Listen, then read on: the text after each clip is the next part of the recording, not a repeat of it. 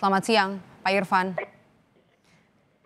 Selamat siang, Mbak Maido. Ya, tapi kita mundur dulu sebelum penangkapan. Kita bahas dulu soal kronologi penangkapan atau kronologi penangkapan penculikan DI ini bisa diceritakan, Pak? Katanya kan dikembalikan dengan mata tertutup dan juga tangan yang terikat. Jadi begini, Mbak Maido. Jadi kejadian itu hari Jumat pukul 1 siang ketika orang-orang selesai melaksanakan sholat Jumat. Jadi sebagian besar laki-laki mungkin saat itu sedang berada di masjid. Kemudian tersangka dengan menggunakan sepeda motor Scoopy warna putih mencari mangsa. Mereka menggunakan kalimat kembang. Kembang itu adalah anak kecil yang menjadi calon korban. Ketika sang tersangka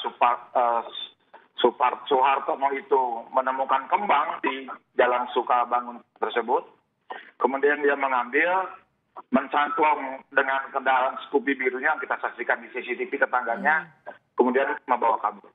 Artinya kemudian, sudah diintai sebelumnya ya, Pak ya?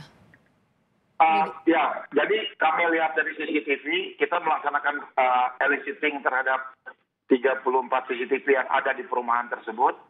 Memang antara tersangka masuk ke jalan lorong tersebut dengan kembali hanya membutuhkan waktu 3 menit. Jadi dia masuk ke dalam, melihat situasi, langsung mengambil anak, dan dia kembali ke luar gang. Peristiwa sangat cepat, bahkan di video itu ibunya sempat mengejar begitu ya? Itu kakaknya. Kakaknya yang berusia 9 tahun. Karena mereka berdua sedang main sepeda di depan rumah, di depan gang rumah. Nah, kalau untuk kronologi penangkapan dari penculik bocah ini, Pak? Ya, jadi gini. Tengah malam itu kami mendapat telepon dari seseorang yang inisialnya Y, menemukan bahwa dia melihat seorang anak kecil dengan mata tertutup dan tangan terikat di pinggir jalan di daerah Sukamulya. Kemudian dia menghubungi kepolisian, menghubungi Ibtu Vivin dari kanit PPA kami.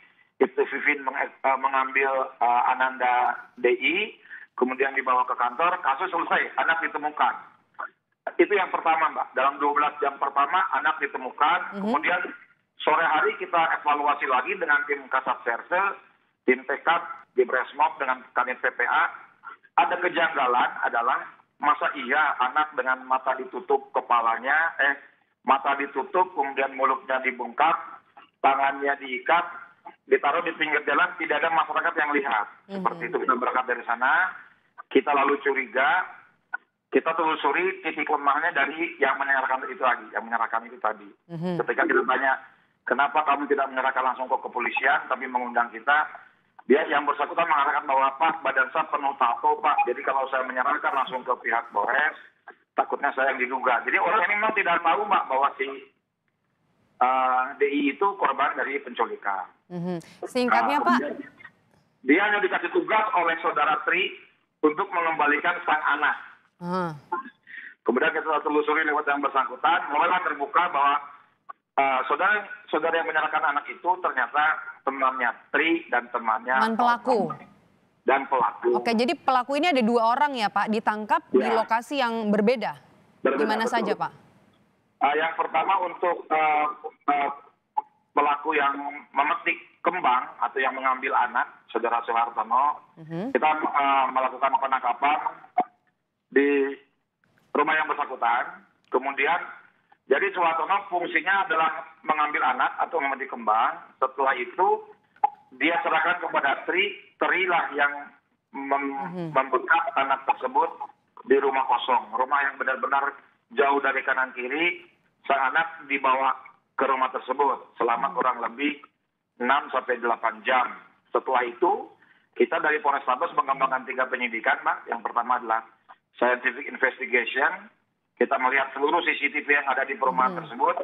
Kita melihat CCTV yang ada di Command Center Polda Sumatera Selatan.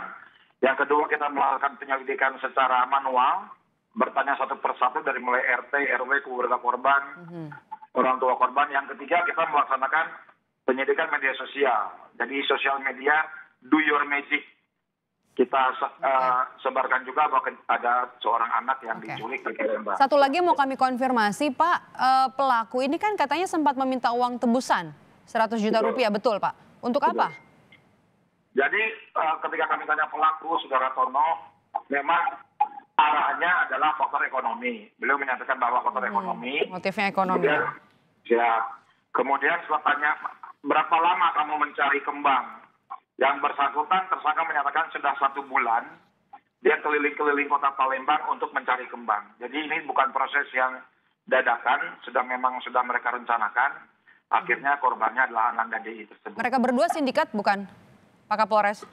Mereka berteman, mungkin karena ini pengalaman pertama mereka juga, dibilang sindikat mungkin iya, calon sindikat, tapi mereka berteman memang untuk mencari uang tersebut. Harusnya bisa digali informasi ya kalau memang betul ini bagian dari sindikat, ini menjadi kekhawatiran tersendiri bagi para orang tua yang ada di kawasan Palembang. Terima kasih sudah bergabung dan juga memberikan informasi kepada kami, Kapolrestabes Palembang, Kombes Irfan Prawira di Kompas Siang hari ini. Sehat terus.